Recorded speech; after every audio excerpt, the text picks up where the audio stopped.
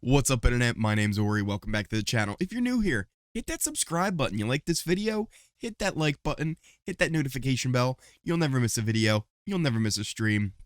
It's Thursday, July 28th, day 23 inside the Big Brother house. It's eviction day, and it's going to be a good one. Before we get into the episode review from last night, kind of a recap of what happened, it was a lot. Just to make sure everybody knows, tonight is the live eviction episode. We will see a huge blindside. The episode's going to have a lot of great stuff, recapping the epicness that happened on Monday's feeds. And we will be live right here on the channel doing a watch along of that episode. So if you are new here and you haven't been here for one of the lives, you're not going to want to miss it. It's a lot of fun hanging out here during the episode. And if you're new here, make sure you come on out for that. But yeah, let's jump into the episode, because again, it was a lot. It was a lot, especially getting to witness just the pure... there's no better word for it. Hatred and just disgusting behavior. Honestly, I can't think of a better word to describe the actions. Let's just jump into it. So there was some things I liked about the edit of this episode. There were other things I didn't. The beginning of the episode, I didn't feel like they did a good enough job to set up what Taylor was really going through. There were like vague references to, you know, her being bashed by the girls. We just really haven't had a true impact of what she's experiencing in there on the episodes, at least. Live feeders, we've all been watching it, we've all seen it, we all have heard about it. But the actual episode, I don't think it's been conveyed enough, especially in this episode, to what it led up to. It felt more like a shock watching it this way. Before the veto, everyone just kind of assumed that Nicole was upset because of her mother.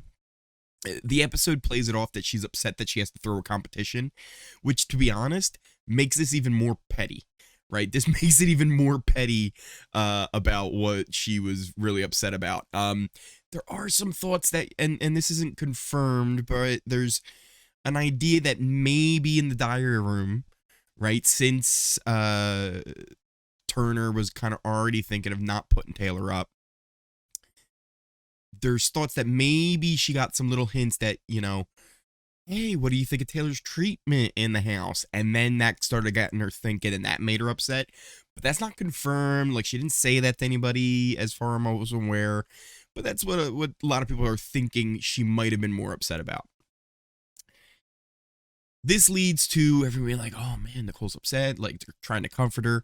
Nicole, like, oh, I'm gonna hold my tongue a little bit. Take Taylor's route, because, oh god, Taylor showed so much grace in this episode. Taylor, being a very decent human being, goes to Nicole, right? Her festy bestie, right? She goes to her and says, hey, Nicole, I hope you're all right. Yeah, if you need anything, I'm here. Like, and Nicole's like, yeah, I'm here. I'm gonna fight, you know. And Taylor, just trying to be, like, again, a decent person, goes like, listen, like, because they're festy besties, right? They have to compete together. They have to fight together, right? It's not like she's just saying this to her randomly. She's saying, like, hey, don't worry about me, right? Like, if you have to make a decision that you think is going to affect me, like, don't think about it, right? Like, whatever you need to do is what you need to do. Which is just her, like, trying to take a burden off of Nicole, right? Because in her mind, she's thinking maybe she's upset, right? Because she not only is upset and feels like she is struggling to fight in this game, but now she feels this extra burden because it's not just herself she's fighting for, she's paired with Taylor.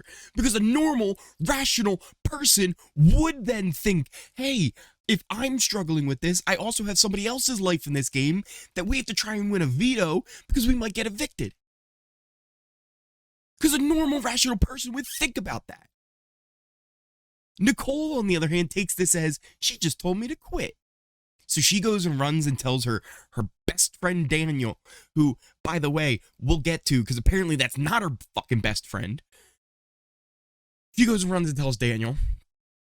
Daniel uses this as like some grade school bullshit moment to be like, don't you say that to my friend. Like, it literally felt like a 5-year-old when like somebody like, oh God, it was... Pull yourself together, Ori. Pull yourself together.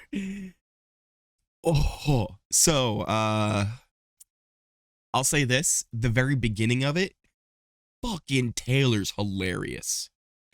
So, it's all calmed down. They're in the bathroom. I guess Taylor had mentioned she was going to be working out, but she was eating Lay's potato chips. And Nicole is the first one to say something to her. She says, what, chips before working out? And Taylor's just like, oh, yeah, you know. And Daniel immediately snaps, why don't you knock it off? Why don't you stop it? She's like, what? With the Lays? Like the chips? And he goes, nah, being a fake bitch. It's like, this motherfucker. She's like, yeah, I am. I am one, ain't I? Fucking Taylor just fucking took that shit. Was like, yep. Smile on his face. I am one, right? And then she says, don't speak to me till finale. Taylor, with one of the fucking best things I've ever fucking heard somebody come back with. You're taking me to finale? Fuck, she's funny as shit. Fuck, she's funny as shit. Oh, God. And Daniel just continues, and all this does is make him even more mad and infuriated, right? Like, he's not winning right now. Like, he feels so fucking angry at her. He just takes it all out, starts blaming her for Paloma, saying she did the same thing. She's not going to do it to Nicole. This was... oh, fucking terrible. Fucking terrible. And I'll say this, though. It was... if this didn't happen, maybe we don't get to the point where we are now. Because what we also saw on the episode was the formation of the pound. You can see the pound in our chart over here.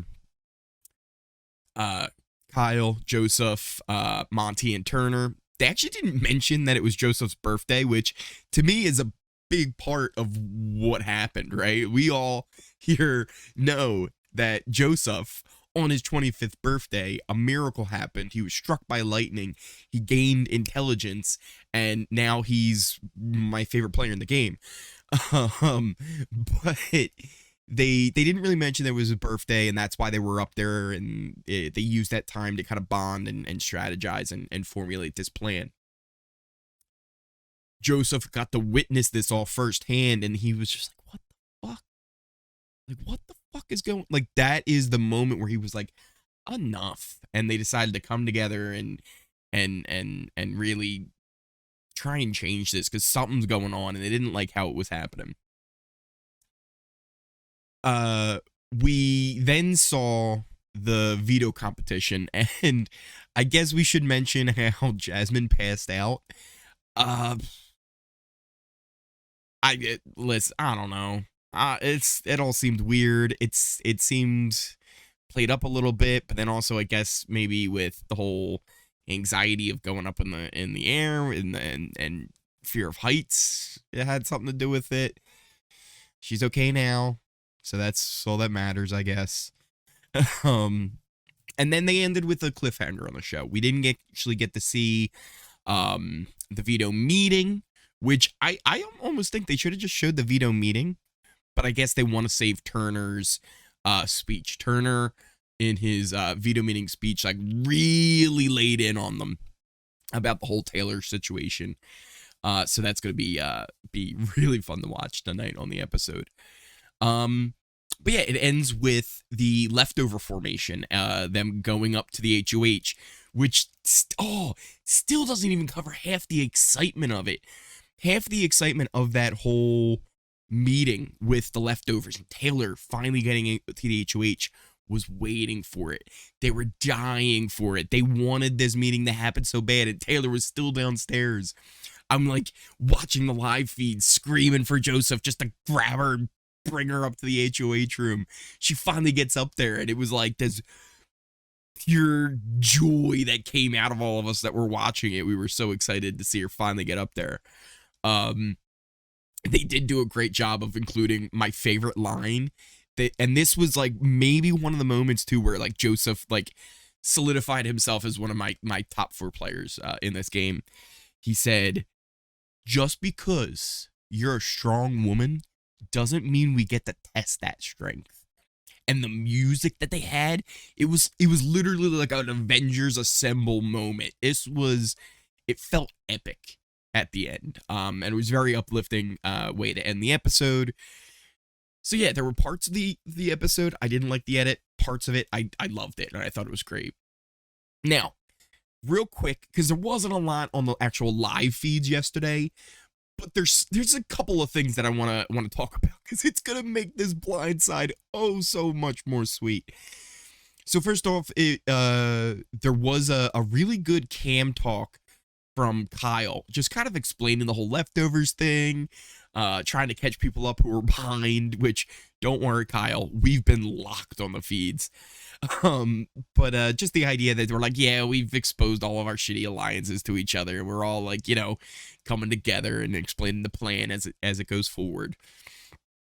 It was all about planting seeds, covering their asses, covering their tracks, sharing notes, and just keeping everything going for the vote tomorrow. That was another big thing, was trying to figure out where the votes were going to lie, since Terrence was going around campaigning, and they want to try and hide the numbers as much as possible. They want this to be a very split vote. They don't want it to be unanimous. They want it because then like everybody will kind of know that they flipped on Amira. They want doubts about, like, especially Nicole and Daniel. Luckily for them, Nicole and Daniel are already going around saying, yeah, we're going to give Terrence some sympathy votes. As far as I know, the leftovers are just going to let them vote for Terrence and stay with them. Just in case they decided not to, right? And they don't want the numbers to mess up, because the numbers still are tight, right? It's not like it's a easy, you know, mathematical victory, right? So Turner can't vote. Luckily, none of them are on the block, so they get 6 votes. And then on the other side with Amira and Terrence up, they only have 5 votes. So as they can't risk, right? Like, oh, okay, Nicole and Daniel said they're voting, so 2 of us can vote over here, because then that will flip the numbers and Terrence will stay. Or Terrence will go and Amira will stay. So they have to vote where they have to vote. But they're just trying to see what they can do. It sounds like only one of Nicole or Daniel will vote for Terrence to stay. So it should end up being, I guess, a 7 to, what would it be, 7 to 4? 1, 2, 3, 4, 5, 6, 7. Yeah, 7 to 4. 7 to 4. Potentially it could even be like an 8 to 2, but I think it will, or an 8 to 3. But I think it will be somewhere around 7 to 4. Am I getting the numbers right with that? 1, 2, 3, 4, 5, 6, and then 1, 2, 3, 4, 5. So it would be 6 to 5, 7 to 4, 8 to 3. Yeah, those are the potential options that we could be seeing. Okay. Oh, so this is another big thing. Because oh shit, fucking Bruno Mars herself, Nicole.